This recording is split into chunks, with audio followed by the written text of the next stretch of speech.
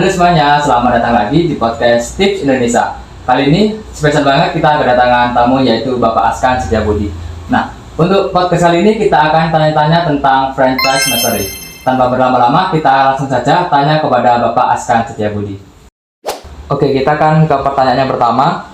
Menurut Bapak, apa sih keunggulan franchise mastery dibanding memulai usaha dari nol? Iya, jadi gini, Mas Arif dan pemirsa yang luar biasa. Kalau mulai dari nol, punya peluang sukses, juga punya peluang gagal. Tapi peluang gagalnya lebih besar karena belum teruji bisnisnya itu.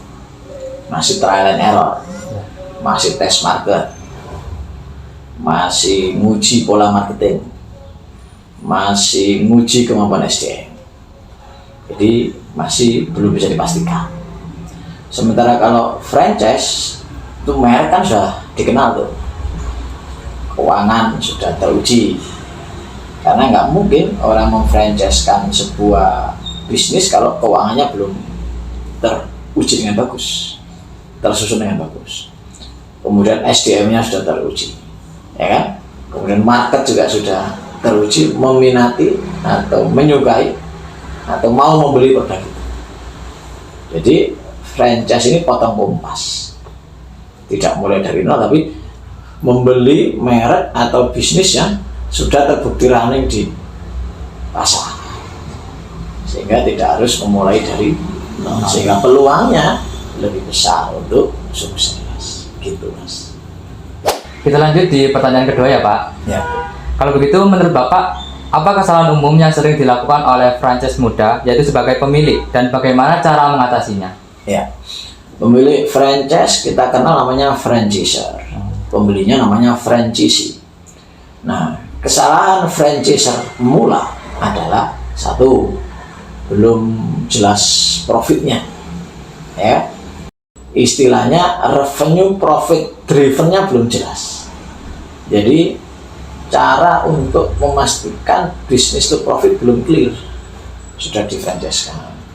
Yang kedua, SDM-nya belum siap, SOP-nya belum siap, proposalnya juga belum bagus, belum sesuai dengan visibilitas tadi yang seharusnya.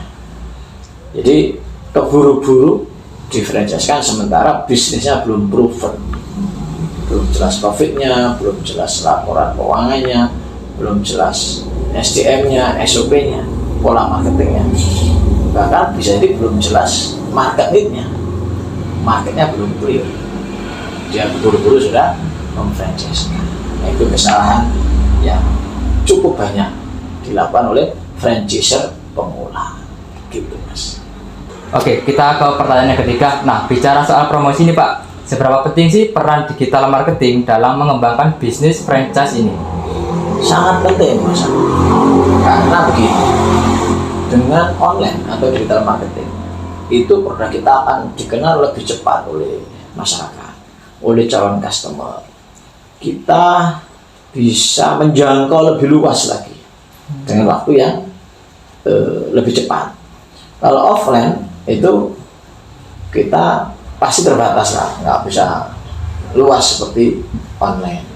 Kemudian lambat, waktunya butuh waktu lebih lama, ya kan?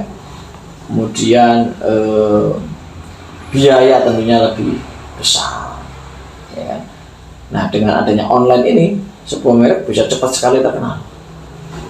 Nah, sehingga bagi pemilik merek itu lebih mudah untuk meng-closing atau mencari franchise karena merek itu sudah dikenal oleh banyak orang, gitu Mas. Oke nih Pak, kita udah sampai di pertanyaan keempat. Ini misal, kalau ada calon pengusaha yang pengen mulai franchise, apa sih langkah pertama yang harus mereka ambil? Iya, jadi yang pertama pastikan produknya laris. Yang kedua pastikan profitnya jelas. Yang ketiga pastikan laporan keuangannya beres. Yang keempat SDM-nya beres. Sehingga ketika difranchise-kan, SDM yang ada di lokasi baru sama dengan lokasi yang lama, kualitasnya yang sama. Kemudian SOP-nya sudah jelas, proposal yang menjelaskan visibilitas tadinya juga bagus, pola marketingnya ketemu, sudah clear pola marketingnya. Ketika 7 item ini sudah dimiliki, maka boleh dia menawarkan kemitraan ke orang lain, gitu Mas. Oke, ini untuk pertanyaan terakhir ya Pak. Ya. Menurut Bapak, bagaimana masa depan franchise di Indonesia ke depannya? Oke. Kembali kepada kelebihan franchise dibanding bisnis buka sendiri mulai dari nol. Ke depan, orang-orang akan semakin suka bisnis yang sudah teruji. Setiap mereka dapat uang daripada trial and error buat bisnis baru, mereka akan lebih pede, lebih percaya, lebih suka untuk kemudian membeli franchise. Dengan catatan franchise yang betul, bukan yang abal-abal. Franchise yang benar-benar profit, bukan yang dibuat seakan-akan profit. Jadi orang ke depan semakin banyak orang yang nggak mau ribet.